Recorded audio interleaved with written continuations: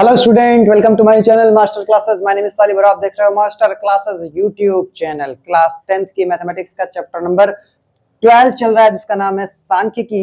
इसकी प्रश्नावली 12.1 का आज हम 8th क्वेश्चन डिस्कस करने वाले हैं। इसके पहले भी सारे क्वेश्चन हम लगा चुके हैं 7 तक। अगर आपने नहीं देखा तो इसी चैनल की प्लेलिस्ट में जाकर देख सकते हैं। आइए इसको स्टार्ट करते हैं।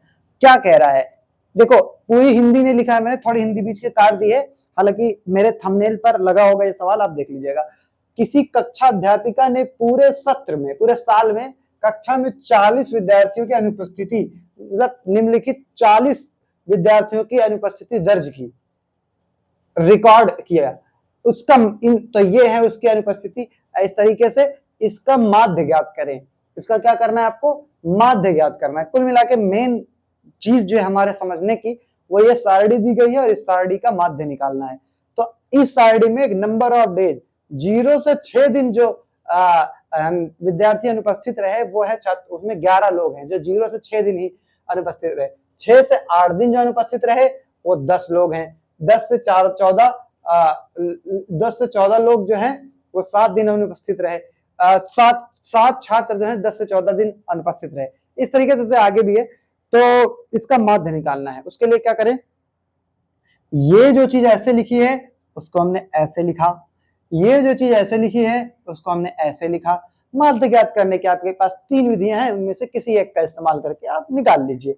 आइए मैं आपको प्रत्यक्ष विधि से ही निकाल के दिखाता हूं, क्योंकि पग विचलन विधि से कई सारे सवाल हमने लगा लिया है, अब आप सीख गए होंगे उसको। प्रत्यक्ष विधि तो पहले ही सीख गए होंगे, सबसे आसान यही है। तो इसमें डेटा देखो बड़े छोटे छोटे हैं, इसीलिए मैं प्रत्यक्ष विधि ही इस्तेमाल करूंगा। बड़े डेटा हो तभी पग विचलन विधि पे जाओ तो सही रहता है, थोड़ा आसान होती है। अब ये खुद ही आसान है पहले से, तो और इसको कितना आसान करेंगे। पग विचलन विधि में जाएंगे तो बहुत ज्यादा छोटा हो जाएगा और आसान तो हो जाएगा। अब चीज है जिससे लगाइएगा, आंसर तो उतना ही आना है। एक्सआई निकाल के देखते हैं कैसे निकलेगा। इन दोनों को जोड़िए, आधा करिए, 3 आ जाएगा। इन दोनों को जोड़िए, 10 6 16 और आधा करेंगे 8 हो जाएगा। उसके बाद 14 और 10 24, आधा करेंगे 12 हो जाएगा। 20 और 10 30 4 34, 17 दूनी 34, आधा 17 हो जाएगा। 28 और 20 कितना होगा? 48, 48 का आधा हो जाएगा 24। और यहाँ 28 और 38 कितना होगा? 30 20 50 10 60 6 66, आधा हो जाएगा 33। 40 और 30, 4 3 70 और 78, 78 का आधा कितना होगा भाई? 35 दूना 70 होता है। 4 और जोड़ लो इसमें, 35 और 4 39, 40 39 दूना कितना होता है? 30 30 60 9 9 18, 4 10 17 78, ये भी 78 है। ठीक है, बिल्कुल सही है। थोड़ी बहुत मिस्टेक हुई होगी, मुझे उम्मीद है नहीं हुई होगी, लेकिन अगर हो गई है थोड़ा जो आधा करने में तो आप कर लीजिएगा। ठीक है, उम्मीद कर रहा हूँ नहीं हुई होगी। चलो ठीक है, आगे बढ़ते हैं। अभी मिला लेंगे एक बार, अगर हुई होगी तो। एफ आई एक्स आई निकालो जरा। 11 3 33, 10 8 80, 12 7 84, थोड़ा ऐसे सीधा सीधा लिखे ना। 10 8 80, 12 7 84 और 17 चौको 17 चौक 68, 24 चौक 20 चौक 80, 4 चौक 16, 80 10 90 और 96, 24 चौक 96। क्यों भाई? 4 चौक 16, 4 1 9, 33 तिया 99, 3 3 39 1 39 हो गया। सिग्मा एफ आई एक्स आई निकालो। पहले सिग्मा एफ आई ही निकाल लो और यहां सिग्मा एफ आई एक्स आई निकालना है। चलो लिखो, जोड़ो। एक साथ जोड़ दें क्या? जोड़ दो, एक साथ जोड़ दो। देखो इसको मान लो, ये कभी छोड़ दो। 10 10 20 और ये 21, 11 और 10 21, 21 7 28, 28 4 32, 32 4 36, 36 और 4 40, कितना भाई? 40। ठीक है, आइए इसको जोड़ते हैं। 3 4 3 7, 8 7 15, 15 6 21, 21 और 9 30 9 39। सही है, एक बार फिर से मिलाते हैं। 4 3 7 8 7 15, 15 6 21, 21 9 30, 30 9 39। 39 का 9, कहाँ लिखूं, यहाँ लिख दूं, चलो यहाँ यहीं लिखता हूँ। 39 का 9 कैरी है 3, याद रखिएगा। 8 3 11, 11 8 19, 6 25,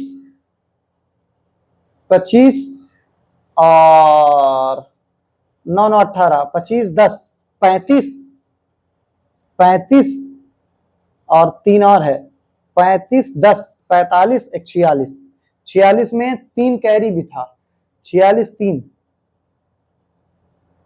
49, 499 बिल्कुल मिला लीजिएगा आप। ये मैंने जोड़ा है, सही जोड़ा होगा उम्मीद करता हूँ। अगर थोड़ा बहुत गलत हुआ है तो आप उसको सही कर लीजिएगा, उम्मीद करता हूँ नहीं गलत होगा, आप मिला लेना एक बार जोड़ के, ठीक है। ये हो गया अपना काम। अब डायरेक्ट फॉर्मूला लगाएंगे और सवाल का आंसर देंगे। माध्य का फॉर्मूला क्या है भाई, ये एक्स्ट्रा कॉलम बना है, आप याद रखिएगा, ये पग विचलन विधि के लिए बनाया है। जब पग विचलन विधि से लगाऊंगा तो इसका इस्तेमाल करूंगा, अभी नहीं लगा रहा हूं इसलिए इसमें आंसर इसी का दे रहा हूं, यहीं से दे रहा हूं। Sigma F I X I upon sigma F I, sigma F I X I है 499, डिवाइड किससे करना है 40 से, एफ आई